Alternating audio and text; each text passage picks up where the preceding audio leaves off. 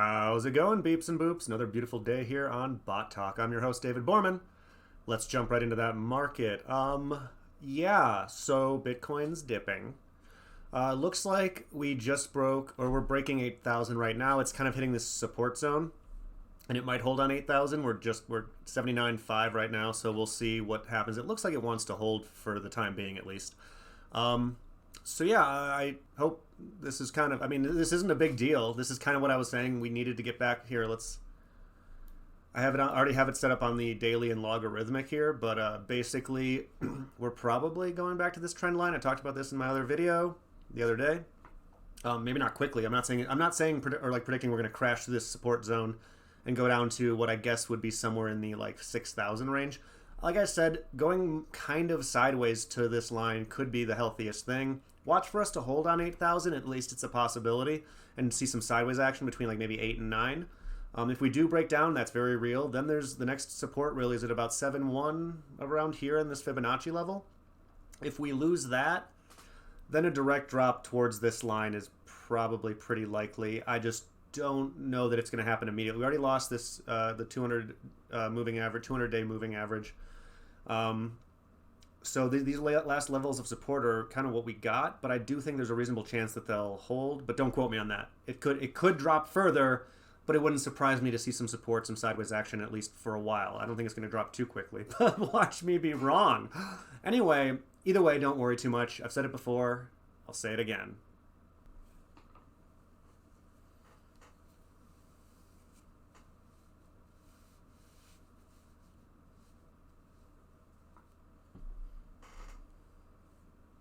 So that's that not so subtle message. So let's take a look at alts really quick. Not too shocking, but alts are dipping kind of alongside Bitcoin. What I just said the other day, it's not altcoin season. Everybody's just kind of moving in unison. There's again some exceptions. Stellar looks like it's doing okay. I believe there was some news about it being adopted on Coinbase in New York, so that's probably helping. But the majority of alts are not doing well either. Bitcoin dominance is still kind of about 68.5%, kind of back to coasting about where it's at. So yeah, be patient.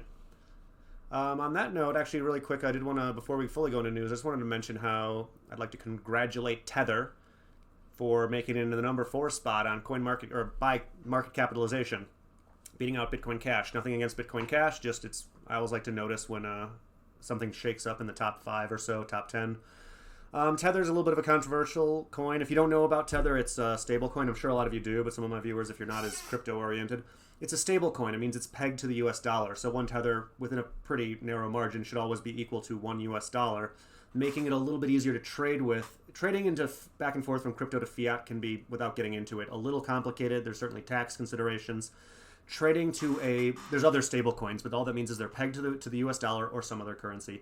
And it's just easier to trade with something that's technically a crypto but has a set value to a US or to a fiat currency. So most of you probably understand that. Point is, Tether's the most popular. There's some controversy because some people speculate it's used to manipulate the Bitcoin market, but we don't have time for that right now. Yeah, just wanted to say congratulations to Tether. Haha. So, moving on to other news. Let's start off with some more positive news with crypto and then move into some more global news that's less positive. All right, the number of Bitcoin Lightning Network nodes has hit a record 10,000. Now, if you're not familiar with the Lightning Network, it's basically a system that sits on top of the Bitcoin network, allowing for faster, cheaper transactions. It's the kind of network that the more people who get involved, the better it works, which is why it's really notable, hitting new records for number of nodes. Again, maybe I'll do a whole video where we dig into the Lightning Network, but all you really need to know is that it allows for Bitcoin to be more easily used as the kind of cash system that some people want it to be. The normal blockchain, Bitcoin blockchain, is still probably better for moving large sums of cash and storing value on the blockchain, moving large sums of Bitcoin that don't need to move as fast or whatever. But Lightning Networks to make it so that you could literally pay for coffee with it. Obviously, there's some controversy over whether a second layer scaling solution is preferable to something like what Bitcoin Cash is doing, actually making it so the primary blockchain is more usable for... That's for another video. Just know that Lightning Network's at 10,000 nodes. Holy shit!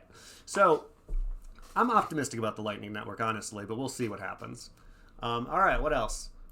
Zuckerberg is kind of balking a little bit on the launching the Libra by 2020. I talked about I don't trust Facebook. I don't trust the Libra. I'm not saying I don't use Facebook. I'm not saying I'll never come out and be like flat out. This will actually come up again in a minute. I'll never come out and be like flat out fuck them or they're great. Facebook's Facebook. You know what Facebook is. Use it if you want. Use it as much or as little as you want. Don't use it at all. Don't care. But I don't trust them with money or our data. So yeah, the world kind of pushed back when the Libra was announced. Now Facebook and Zuckerberg are kind of like, well, we don't, we'll get there, but we're not in a rush. Probably the best thing they can do. If you're really going to go ahead with this, guys, slow down. And if you're not, I'm probably not going to, oh, geez, I shouldn't say I'm not going to use the Libra. Watch in 10 years, I have to use it. Whatever. Let's move on. Keep an eye on Facebook. Keep an eye on the Libra. All right, I got to talk about the elephant in the room. The American humans are arguing about their leadership again. I'm going to do a video sooner or later where I talk about how I interpret politics and things, but I don't want to get too political on here. But still, it's a world event, so I'll mention it. Suffice to say, I don't have a political side here. I like to watch as these things unfold. But suffice to say, I don't think that this all being shoved in our faces is as important as they I was going to say your homework assignment today was to look up political theater, but I actually thought I should probably Google it myself to see what actually comes up first. And a lot of the top results are literally plays about politics. And I didn't want you guys to go look at that. So here's the Urban Dictionary definition of political theater. Overblown reactions, campaign promises that can't be kept, and sensationalized news stories spun in bias so as to create a false narrative during an election cycle. Propaganda as a political candidate uses to their advantage. A fake attitude to gain supporters, such as pandering. Now, I don't care. I'm not pro impeachment of Trump. I'm not pro-Trump. I'm not pro-Democrat. I'm not any of that shit. All I'm saying is that they sure talk a lot about this stuff and nothing ever changes. So anyway, I was thinking about doing an article next week where I just get into like sources of information and how none of them can fully be trusted, but they're all valid in their own way, including CNN, including the lowliest little forum on some website. Moving on. China, another thing.